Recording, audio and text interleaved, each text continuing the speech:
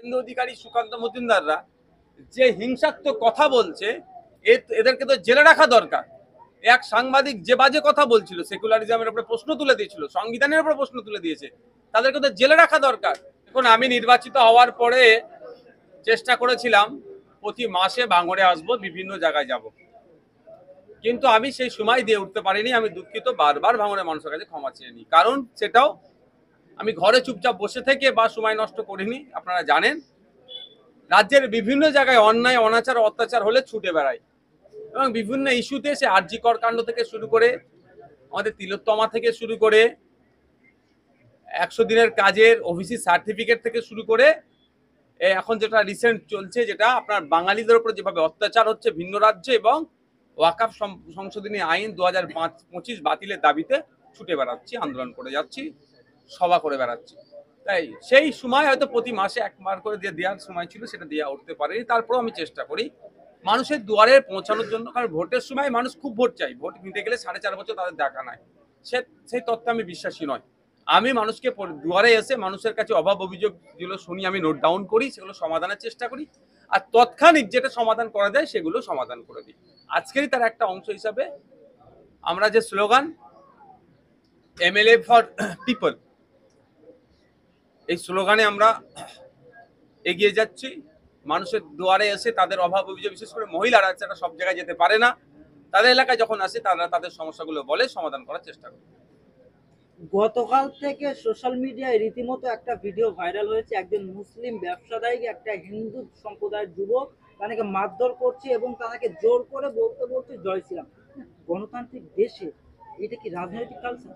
এটা এটা এটা বিজেপি তার অপদার্থতা, বিজেপি তার ব্যর্থতা ঢাকার জন্য এই ধরনের কিছু উগ্র মানুষকে অক্সিজেন দিচ্ছে বকলমে।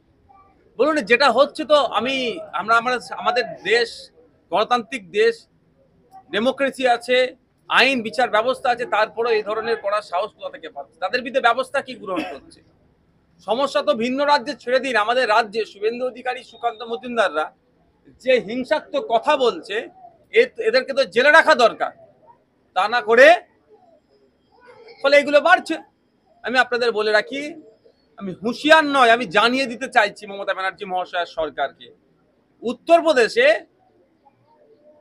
অখিলেশ যাদবের সরকার ছিল, যদি আপনি ইতিহাসটা দেখেন, সেই সময়ও এই ধরনের কিছু উগ্রবাদী মানসিকতার মানুষ, উগ্র মানুষ এই ধর্মের ধ্বজাধার ধরে নিরীহ দলিত মুসলমানদের উপরে আক্রমণ চালাতো। সেই সময় দেখবেন উত্তরপ্রদেশ সরকার সেইভাবে কঠোর হস্তে দমন করেনি। হয়তো উত্তরপ্রদেশ সরকার ভেবেছিল মুসলিমরা ভয় পেয়ে যাবে, সব অখিলেশকে ভোট দিয়ে দেবে, অখিলেশ বাবু আবার ক্ষমতায় আসবে। তার আমার মনে হচ্ছে রিপ্লাই যেন এখানে দেখতে পাচ্ছি আমরা এখানে অনর্গল মুসলিম বিদ্বেষী, মাদ্রাসা বিদ্বেষী, সম্প্রীতি বিনষ্ট হবে, হিন্দু মুসলমানের মধ্যে লড়াই লেগে যাবে, এই ধরনের কথা বলছে।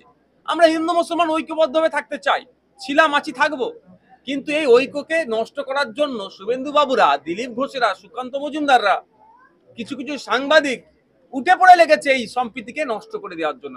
আমার পাশে হিন্দু ভাই কেন থাকবে? যে ওই জন্য অনেকের গাত্র দেওয়া হচ্ছে, জ্বালা লাগছে। তা এদের বিরুদ্ধে ব্যবস্থা গ্রহণ করছে না।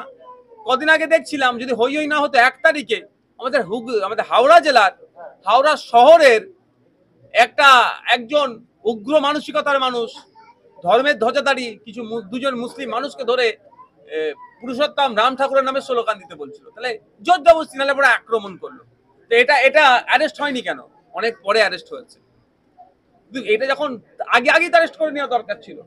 যখন এটা নিয়ে হইচই হয়েছে, এবার পাল্টা প্রতিরোধ হবে, এই ধরনের যখন খবর তাদের কাছে যাচ্ছে, তখন তার তড়িঘড়ি অ্যারেস্ট করেছে। আজকে মনে হয় কোর্টে প্রডিউস হবে। তো ব্যাপারটা হচ্ছে, আপনারা জানেন, বনগাঁতে আকাইপুর স্টেশনের কাছে জাতীয় আমাদের শত্রু দেশের জাতীয় পতাকা এখানে রেখে হিংসা ছড়ানোর চেষ্টা করেছিল। শত্রু দেশের নামে জয়ধ্বনি, আমাদের দেশের নামে মুর্দাবাদ লেখার পরিকল্পনা করেছিল। তাকে ধরার 12 ঘন্টার মধ্যে জামিন হয়ে গেল। সরকারি আইনজীবী উপস্থিত ছিল না। এটা কি সরকার জানে না? যদি মনে করে সরকার উত্তরপ্রদেশের মতো না ভেবে আমাদের জানে না, এখানে ভয় দেখাবে, মুসলমানরা ভয় পেয়ে যাবে, তৃণমূলের কোলে উঠে বসে যাবে, তাহলে উত্তরপ্রদেশের ইতিহাসটা একবার দেখে নিতে বলবেন। অখিলেশ যাদবের সময়ও ঠিক এই ধরনের হিংসা চড়াচ্ছিল, ওই সরকার চুপচাপ বসেছিল, কিন্তু তাকে গদি থেকে মানুষই নামিয়ে দিয়েছে। এটা মাথায় যেন রাখি।